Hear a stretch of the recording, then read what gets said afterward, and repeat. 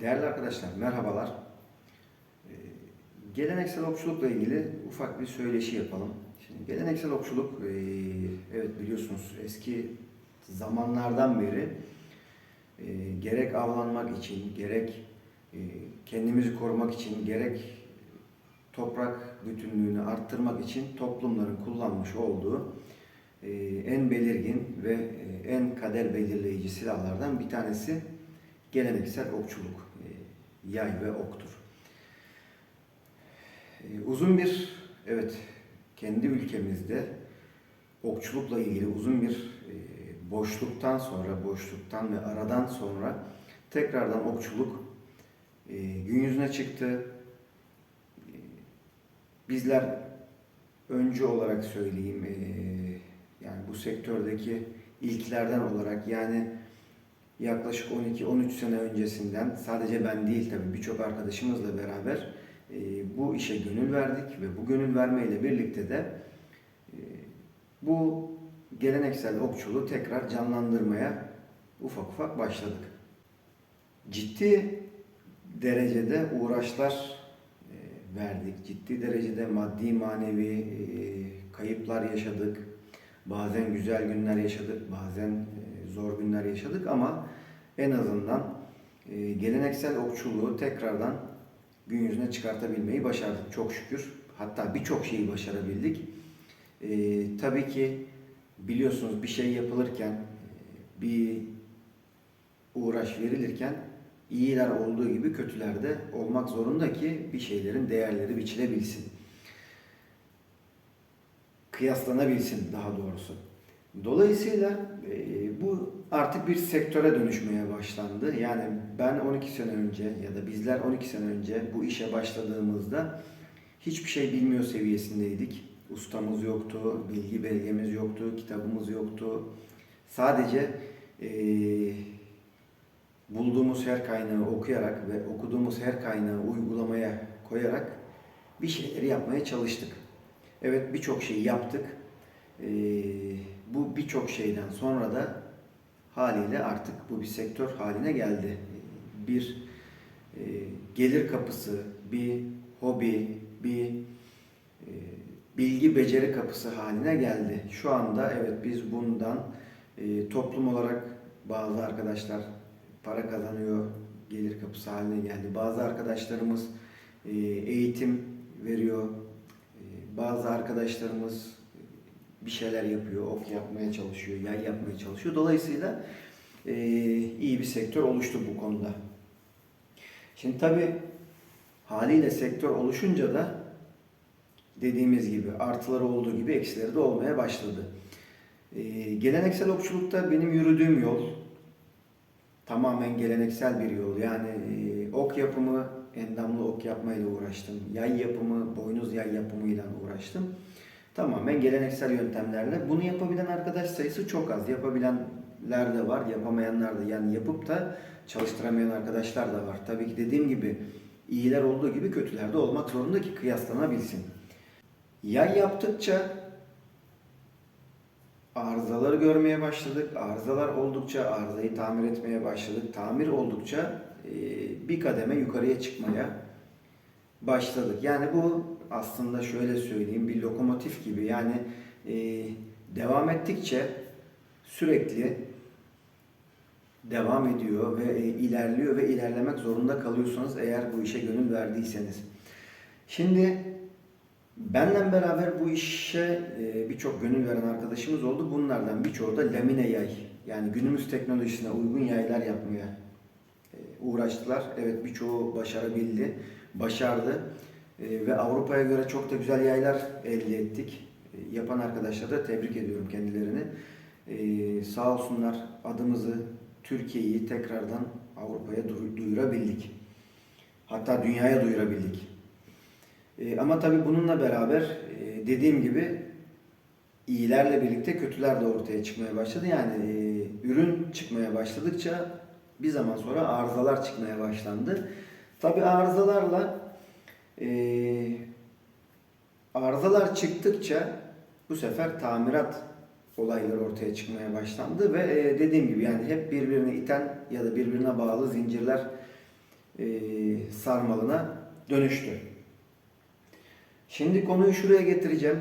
Benim evet talimlerde kullandığım yaylarım var. Geleneksel boynuz yaylarım var. Bunları sürekli sıkıntılı ortamlarda yani sıkıntılı derken şöyle, yani sıkıntılı işte kışın çalıştırıyorum, yazın çalıştırıyorum, çamurda, yağmurda gibi birçok sert argelere maruz bırakıyorum. Bu aralıkta işte bozulan bozuluyor, bozulmayan evet sınavı geçmiş oluyor. Yıllarca çalışma yoluna doğru ilerliyor. Şimdi bununla beraber benim lamine yay kullanma ihtiyacım da oluşuyor ki, çünkü şu şekilde yapmış olduğum okları günümüzde kullanan arkadaşların ne şartlarda kullanmasını görebilmek için, arge yapabilmem için dolayısıyla lamine yaya ihtiyaç duydum. Yoksa normal şartlarda ben laminasyon yayı ya da fiberglass yayları tavsiye de etmedim, tercih de etmedim açıkçası, ama kullanmakta zorundayız. Birkaç tane lamine yay edindim.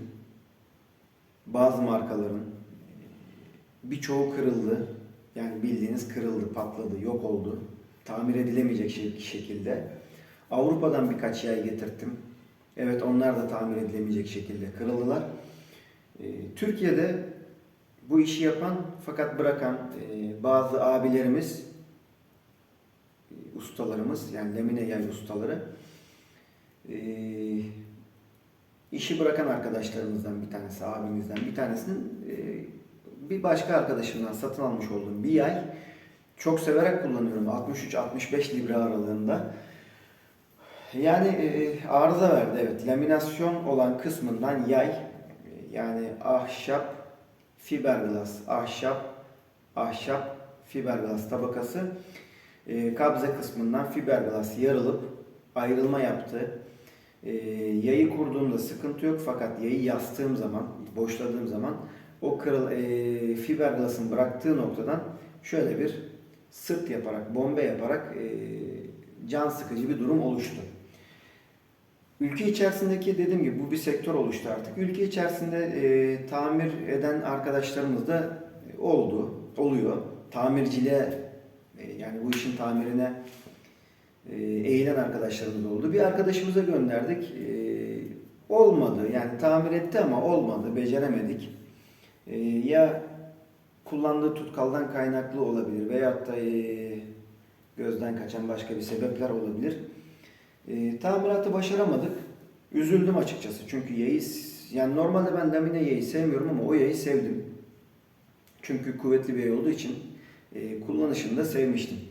Tabii daha sonra bunu başka bir arkadaşımıza sonradan tanıştık. Tamir edebileceğini söyledi. Hatta tamir etti. Biraz sonra zaten koliyi beraberce açacağız. Neler var, neler yapılmış, ne yapılmış, nasıl yapmış beraberce göreceğiz. Şimdi koli dün geldi, paket dün geldi. Paketin içerisinde onun kendi yapmış olduğu, imal etmiş olduğu bir yay var. O geldi. Onunla birlikte benim göndermiş olduğum, tamir için göndermiş olduğum yayım var. O geldi. Onunla beraber birkaç parçada fiberglass malzeme gönderdi. Boynuz muadili bir malzeme olduğunu söyledi ve biz bunu kullanacağız. Ben bunu boynuz yerine kullanacağım ve bakacağım, olup olmayacağını göreceğim. Olacağından da emin değilim, olmayacağından da emin değilim, ama tabii sonuçları olumlu ya da olumsuz paylaşacağım sayfamda. Hep beraber göreceğiz. Umuyorum güzel olmuştur. Paketi açmadım. Umuyorum dayanıklı olmuştur. Bunu hep beraber şimdi görelim.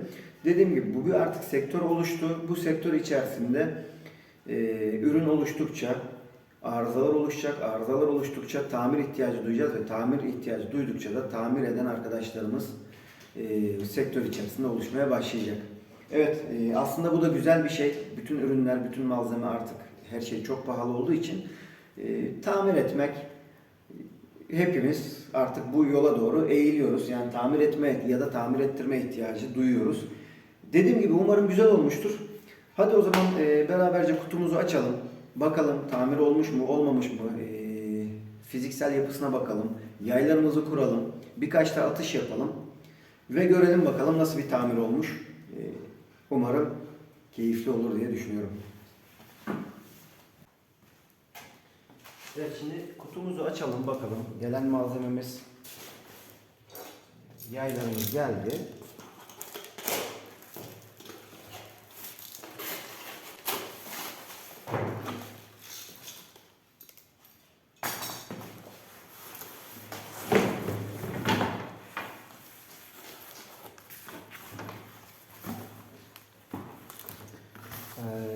Evet, şu arkadaşımdan istemiş olduğum kepaze yayı, yani talimlerde eğitim veriyorum üniversitede. Verdiğim eğitimlerde yeni gelen arkadaşlara kullandırmak istediğim talim yayı, sanıyorum 30-40 libre aralığında. Bunu da bir deneyeceğiz, bakacağız. Yani yapısal olarak şu C formu değil de bu normalde kepaze yayı formunda. Bunu deneyeceğiz. Evet, şunlar boynuz niyetine kullanacağım. Boynuz muadili malzemeler, görelim. Yani şu şekilde bile aslında güç veriyor. Gerçekten olacağını gösteriyor. Şuna bakalım. Evet, bu da onun gene siyahı. Evet, boynuz yerinde bu da işe yarayacak. Hatta şöyle bir durum var. Lamine fiberglass, gerçi arkadaşım bunu kendisi daha iyi bilir. Araya ahşap koyup bir kat daha bundan koyduğunda yaklaşık 70-80 libre aralığında refleks bir yay olacak gibi gözüküyor. Evet, bunları ben Ar-Ge yapacağım, onun için geldi. Şu hangisi, buna bakalım.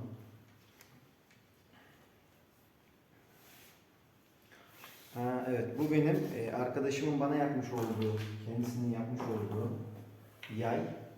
Üzerinde bazı ufak tefek hatalar vardı. O hataları gidermiş. Evet, çok güzel olmuş gerçekten. Parlatmasını yapmış. Güzel parlamış.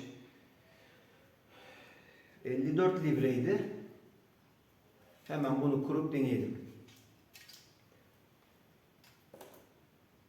Hatta şunu şöyle koyalım. Diğer yayınımızda da merak ettiğiniz. Bu da benim daha önce satın almış olduğum, gene ülke içerisinde yapmış olduğu, işi bıraktığını söylemiş olduğum bir abimizin yayı. Bundaki demin bahsetmiş olduğum arıza, evet, o bölümü çok güzel tamir etmiş arkadaşım. Şimdi çok dikkatli bakmam gerekiyor bulabilmek için. Şu kısımda şöyle bir bombe oluşmuştu. Yani şuradan fiberglass kalkmıştı, ahşap yarılmıştı. Yani fiberglass yarılmadı, ahşap yarıldı. Yayı kurduğum zaman, terse kurduğumda sıkıntı yoktu. Tabii yayı tekrar yastığımda şurada bir bombe oluşuyordu. Çok ciddi canımı sıkmıştı. Yay kullanılmaya devam ederse ne olurdu? Buradan bu yarılarak devam edecekti. Fakat dediğim gibi bir arkadaşımıza gönderdik, tamir ettirdim ama tamir olmadı. Yani tabii ki art niyet yok. Muhtemelen kullanılan malzemeden kaynaklı. Şimdi diğer arkadaşıma gönderdim. Tamir etmiş, ellerine sağlık. Gerçekten çok güzel olmuş, parlatmış, cila sürmüş, koruma sargılarını sarmış. Yani ciddi derecede güzel. Sabırsızlıkla atış yapmayı bekliyorum. 64 libreydi. Sanırım gene. Evet. Çok güzel.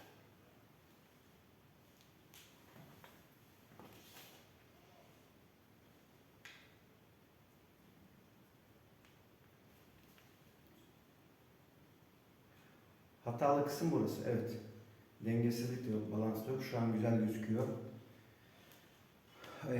Önce bundan bakalım kaç tane yapayım da oklarımı da yarışmaya gidecek olan bir kardeşimize verdim. Evet. Şu zırh deliciyi bir atayım.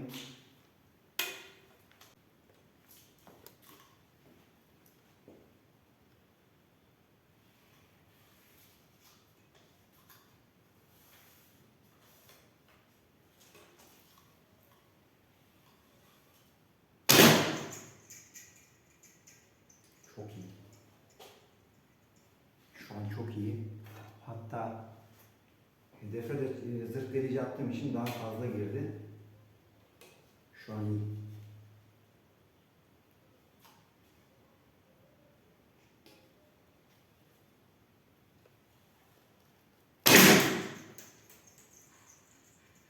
Çok çok iyi.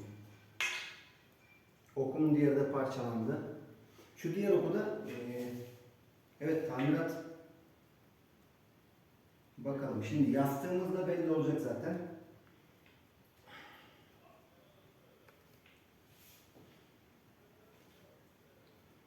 Evet dostum, eline emeğine sağlık gerçekten. Gerçekten güzel olmuş. Tebrik ediyorum. Şimdi diğer yere de bakalım.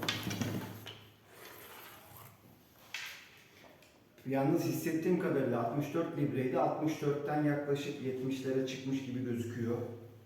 Etkisinden belli. Şu an bu 55 libre, 54 libre ciddi derecede oyuncak gibi geldi. Bunda da bir ibriş okum var. Okum kalmadığı için mecburen böyle yapacağım. Bir de şu eski kendi yapmış olduğum geleneksel okum, mecburen bunu kullanacağım şimdi. Yani maksadım yayın etkisini görebilmek. Evet.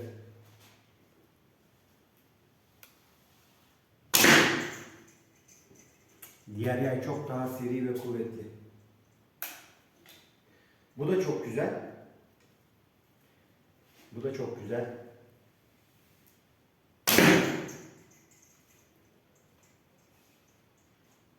Evet. Bunu da yazıyorum. Gerçekten tebrik ediyorum. Şimdi bir de şu kepazeyi deneyelim bakalım.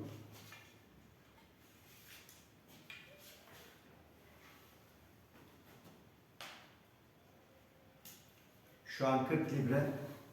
İnanın o kadar hafif geldi ki yok gibi. Evet, balans olarak da güzel gözüküyor. Şimdi bir iki tane de ok atalım ve görelim.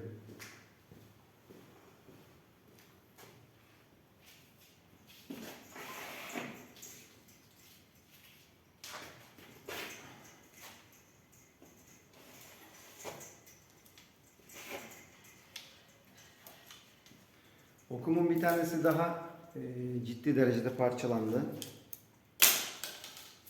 Zırh delici okum sağlam. Arkada şükür boşluğa denk gelmiş. Evet. Şimdi kepazeyle de birkaç atış yapalım ve görelim.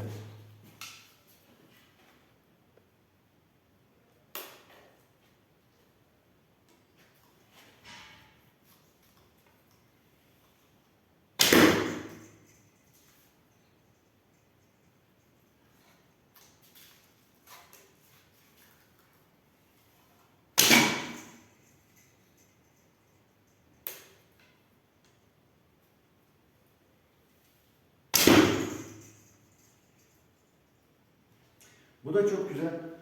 Gerçekten eline emeğine sağlık. Tebrik ediyorum. Başarılarının devamını diliyorum. Çok güzel olmuş. Gerçekten ellerine sağlık. Bu şekilde daha sonra bunlarla açık havada menzil denemeleri de yapacağım. Onları da videolarda paylaşırım. Evet, görüşmek üzere. Hoşça kalın. İzlediğiniz için teşekkürler.